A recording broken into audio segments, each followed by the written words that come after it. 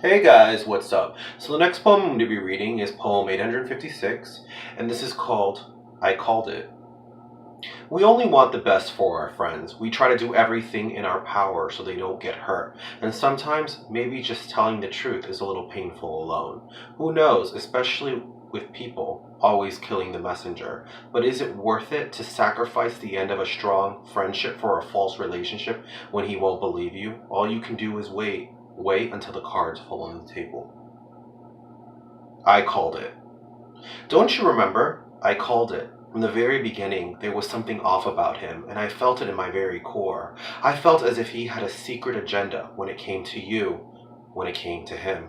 I didn't say anything at first, because I thought maybe I would look like the bitter best friend that was just jealous. So I put my differences to the side and used that time to give him a second chance. Don't you remember? I called it. It was strike two, was when I discovered a pattern in his routine. Finally, I decided to say something to you. There was a guy I was talking to at the time that was boyfriends with him a long time ago and told me that one day, that out of nowhere, he just disappeared with all of his belongings. This alarmed me. Of course, this worried me. You are my friend, my very best friend. So I told you, and he said that I was causing problems. That I was, of course, jealous because I was miserable and alone.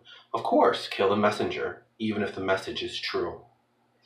Don't you remember? I called it. I knew that the only way you would see it is if you saw it for yourself. So I smiled. I was polite. I was nice. I dressed it all up and knew in due time he would slip. He would lie, and his true colors would show. It didn't happen exactly how I thought. It took a little longer for you because you really thought he loved you as much as you loved him. Perhaps that's why this was so hard to watch. Don't you remember? I called it. As years went by, the cards started to fall. Not all at once, but one at a time. One, he didn't want to have sex. Two, he stopped hanging out with your friends and having dinner with you after work. Three, the communication with the both of you just shifted. Four, he started doing things to get out of the house so he wouldn't have to see you. And five, he started to work out, go to the gym, even after you saying that he looked great, no matter what. Oh yeah, and of course, there's six. There were so many signs of disloyalty. Don't you remember? I called it from the very beginning. There was something about him, even when all of your other friends said he was a good guy. I felt it in my very core that something wasn't right. Now that it's over and you're over there crying, I feel so bad. I never wanted it to be right. I was just trying to do everything in my power so this wouldn't happen. I was trying to save you from a broken heart.